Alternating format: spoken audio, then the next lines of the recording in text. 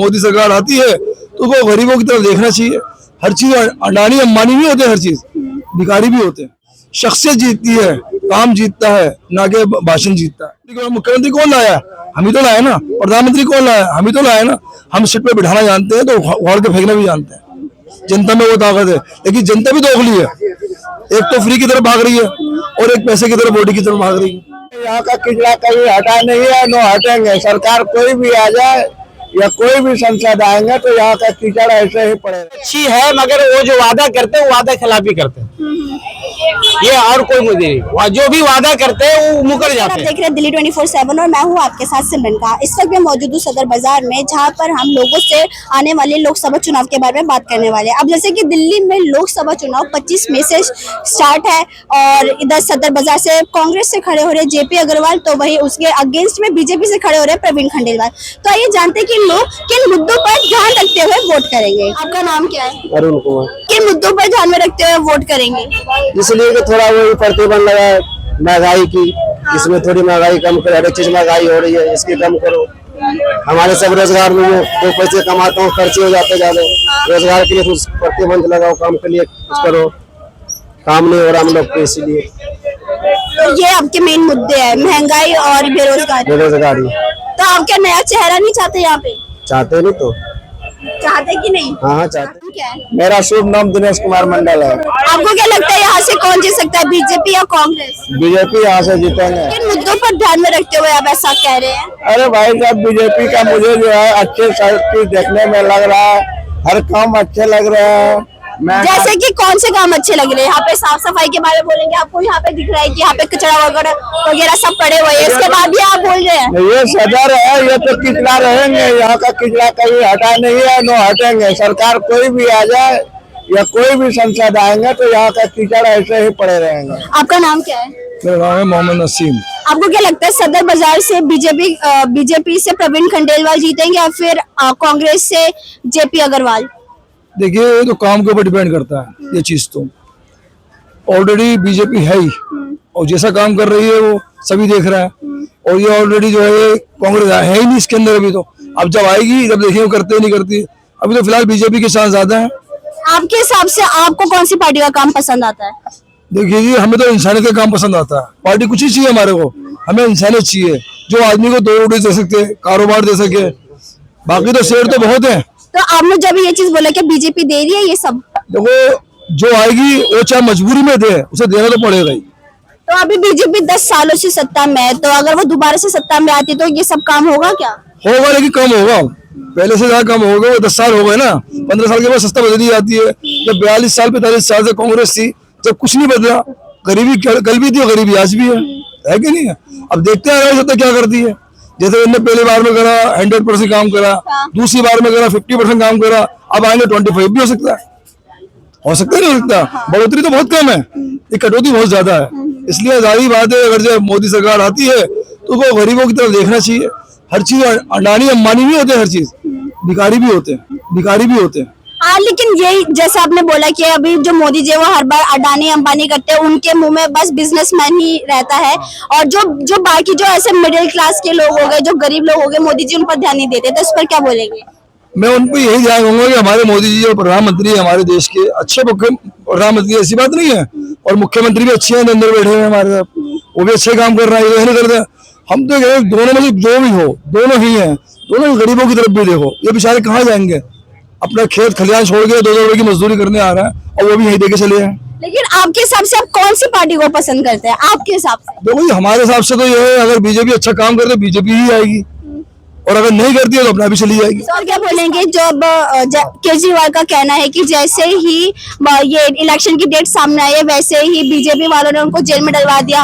वही सुनीता केजरीवाल बोलती है कि कुछ जांच हुई नहीं है और अभी वो दोषी ठहराए नहीं गए हैं, उसके बावजूद उनको अभी भी तिहाड़ जेल में रखा है। तो इस पर क्या बोलेंगे? ये बात सही है, अभी दोषी करार नहीं है।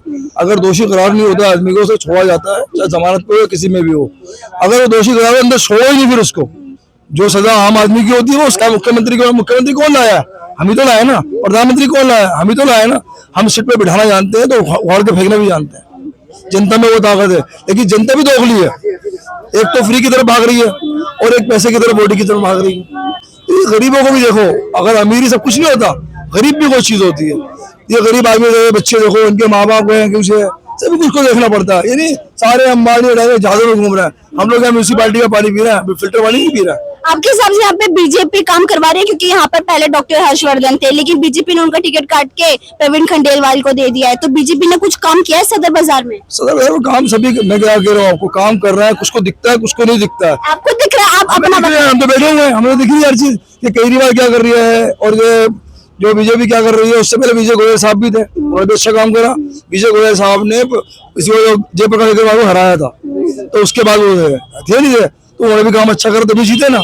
शख्सियत जीतती है, काम जीतता है, ना कि भाषण जीतता है। मतलब क्या मुद्दों को ध्यान में रखते हुए वोट करना चाहिए? बिल्कुल बिल्कुल, मुद्दों को देखेंगे, किससे हमारे को सपोर्ट किया, किससे नहीं किया, उसको देखते हुए डालेंगे। ये आप कोई बताइए, हम क्यों करेंगे, तो उंगली बताइए हमें किसको दबाना। 4 तारीख को जो मतगणना होगी तो उसमें पता चलेगा। 4 को जो होगा, कौन जीता कौन हारा, कौन अगाड़ी हो कौन पिछाड़ी हो, तो वक्त बताएगा जी। अखाड़े में 2 उतरते तो एक को तो हारने पड़ेगा, दोनों जीतेंगे नहीं। आपका नाम क्या है? मेरा नाम मोहम्मद जाबिर। आपको क्या लगता है दिल्ली से कौन जीतेगा? दिल्ली से कम 7 सीटों में 4 सीटें आम आदमी कांग्रेस ले जाएगा। कांग्रेस ना। किन मुद्दों पर ध्यान में रखते हुए आप वोट करेंगे? इस पर महंगाई और बेरोजगारी के मुद्दे में वोट लगेगा। तो आपके हिसाब से बीजेपी को 10 साल होने को हो गए हैं, ठीक है, तो आपको क्या लगता है कि बीजेपी की सत्ता में महंगाई की सरकार अच्छी है, मगर वो जो वादा करते हैं वो वादा खिलाफी करते हैं। ये और कोई मुद्दे नहीं, जो भी वादा करते हैं वो मुकर जाते हैं। तो आपके हिसाब से मोदी जी की सत्ता में महंगाई और बेरोजगारी बढ़ी है? जी बढ़ी है। तो फिर यहाँ से फिर आप अपना अगला पीएम किसको देखना चाहते हैं? अगला पीएम अब जो कांग्रेस या गठबंधन जो इंडिया अलायंस है जो चुनेंगे वो लोग बेहतर चुनेंगे ना, हम उसमें हमने नहीं चुन फिर सकते। भी आप किसको अपने पीएम देखना चाहते हैं, नेक्स्ट पीएम? नेक्स्ट पीएम हम लोग जानते हैं मल्लिकार्जुन खड़गे साहब। मल्लिकार्जुन खड़गे जी। आपका नाम क्या है? परवेश कुमार। आपको क्या लगता है यहाँ से प्रवीण खंडेलवाल जीतेंगे या फिर जेपी अग्रवाल? नहीं, खंडेलवाल। सबसे सदर बाजार में क्या क्या कुछ कमियां हैं, कुछ कि सरकार ने यहाँ पे कुछ काम किया है सदर बाजार में? ज्यादा यहाँ पे जेब कतरा। हाँ। जेब कतरों के लिए अभी पुलिस कुछ नहीं कर रहा है। पुलिस उनके लिए जो है ना, उनको करे, अरेस्ट करे। या पब्लिक जो बाहर से व्यापारी भी आ रहा है उनसे बहुत दुखी है, और उसके ऊपर मेन काम आना चाहिए। और ऑनलाइन जो बिजनेस चल रहा है उसको एकदम बंद कर देना चाहिए।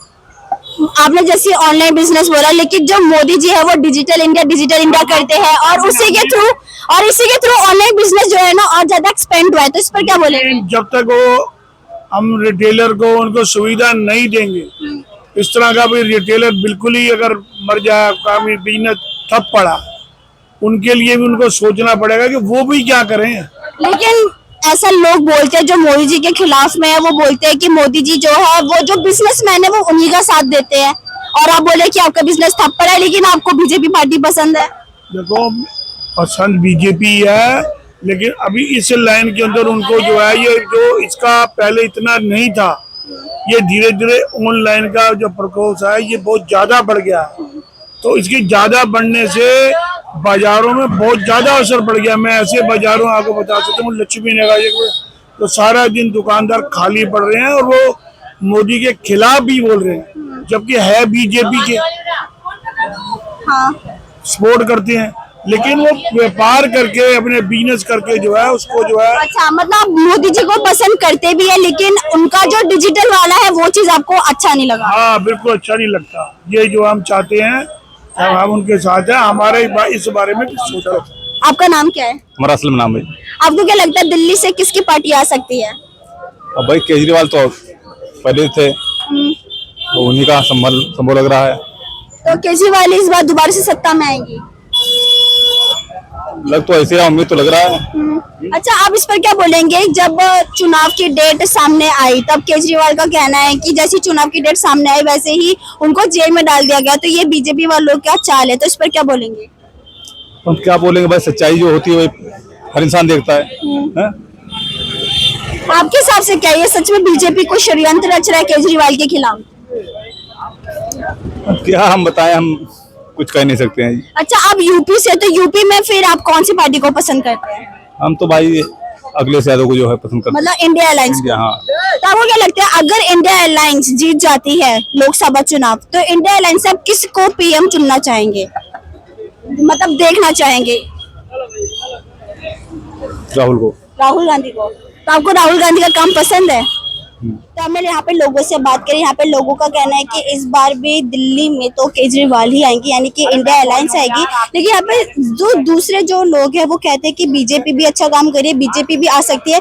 50-50% का चांस है इन दोनों पार्टी का। इसी के साथ मैं थी Simran with camera person Rihan, Delhi 24/7।